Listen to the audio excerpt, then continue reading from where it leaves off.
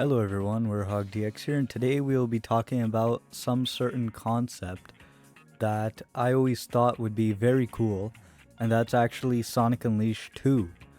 And this entire video we will be talking about how Sonic Unleashed 2 could be working, the new mechanics, the story plot, everything else, and we'll see if this is actually a pretty good idea. So let's get into it. So let's first talk about what the story plot could be. So this would be a pretty cool one, maybe a little controversial considering how people imagine Sonic Unleashed 2 to be, is, how Sonic Adventure 2 is. That whatever has 2 in this series should have Shadow. And Shadow could be in this, but hear me out first. So what I think they could do is they could just make it that it's the world, the world is normal as always. And then a new sort of ancient evil could resurface. As an example, something that could, want to harness the Chaos Emeralds. Something that is not actually like Eggman being the main villain. Let's just say that Eggman is kind of scrapped out of this. But one thing that I personally enjoyed in Sonic Unleashed was how everything was morely focused on Sonic. How we had that it was only Sonic, Tails, Amy, and Eggman. Other than that, the rest were totally new and original characters. So let's say in this game, they bring in Knuckles, Shadow, and maybe a few others like Silver. But they make it like how you play Tails and Knuckles in Sonic 06. How in Sonic 06, how in the middle of certain missions you have to play them and do their side of stuff. That could possibly be happening with Tails, Knuckles, Shadow, and maybe even Silver. And the reason why I say this is that this sort of new evil will actually be something that Sonic can't properly control. Like, this sort of evil digs in the Chaos Emeralds, and it makes it that when Sonic is supersonic, instead of the emeralds making him supersonic, it would just make him into the Werehog. So it's not like Eggman has to laser him this time. And I don't know if I actually have to say this, but no damn Wisps. Wisps are completely out of here. Zero Wisps. We are not going to mention them again in this video. So yeah, no Wisps. And let's just say that through the story plot, it's like how always that Sonic is the only one that could be the Werehog and how everyone wants Shadow. Well, let's just say at the end of the game, near the end, let's just say how Shadow could also be Super Shadow. So let's say he takes power of the Chaos Emeralds in the end to assist Sonic, and he becomes some sort of Shadow the Werehog. Which would be cool. Like, let's just say that his moveset would be totally different, Chaos Control based and everything. So that would be very, very cool. And also, let's just say that, how Sonic Frontiers is out and everything, and they're planning to slightly milk out Sonic Frontiers. So let's just say that the setting of the game, how Sonic Unleashed is always known as the world adventure, it's always in real world stuff. But let's just say that some parts of this, Sonic actually has to travel some areas of the world that are actually, places that are kind of like in Frontiers.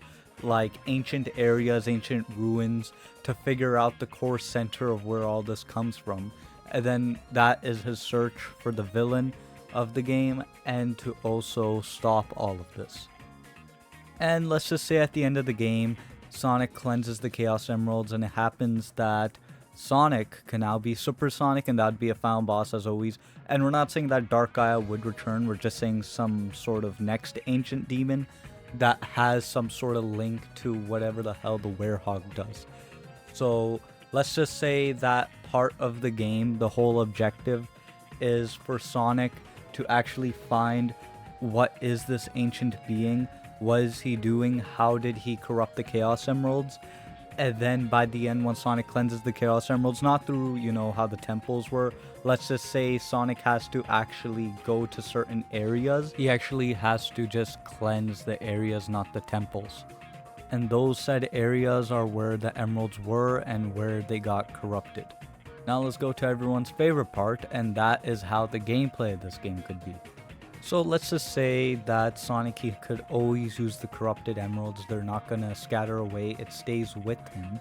So that means that he could always become Werehog with them, and he has to become Werehog to actually kill.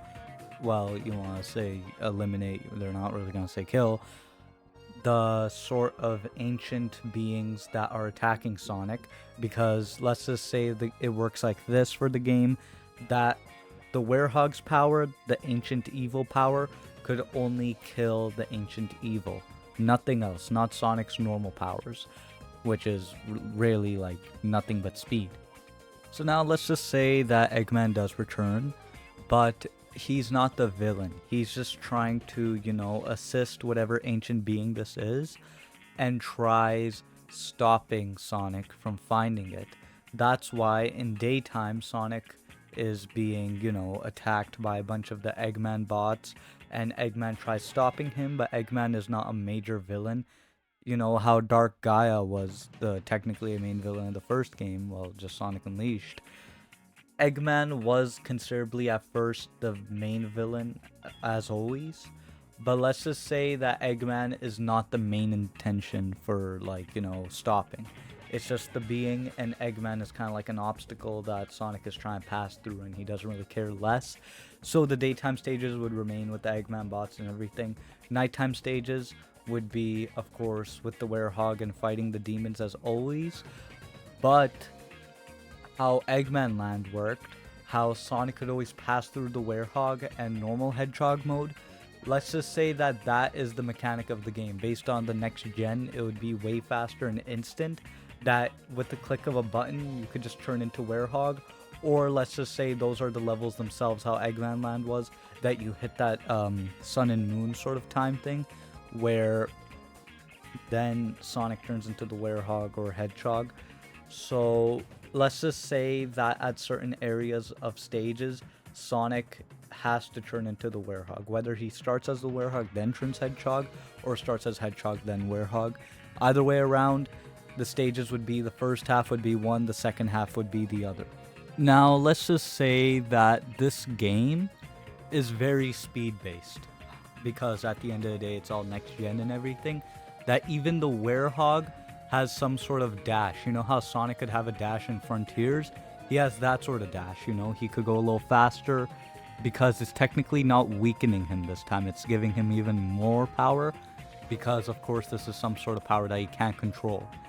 And then let's just say that the Werehog is very enhanced now. He has a lot of things to do. All of his old mechanics remain the same, but he would have new mechanics. And this is why I would say that this would, sort of revive the Werehog and actually unleash his true potential, no pun intended.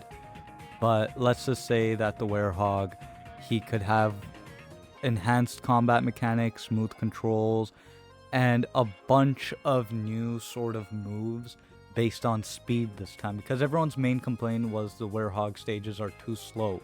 So let's just say how half the stage could be a Werehog level.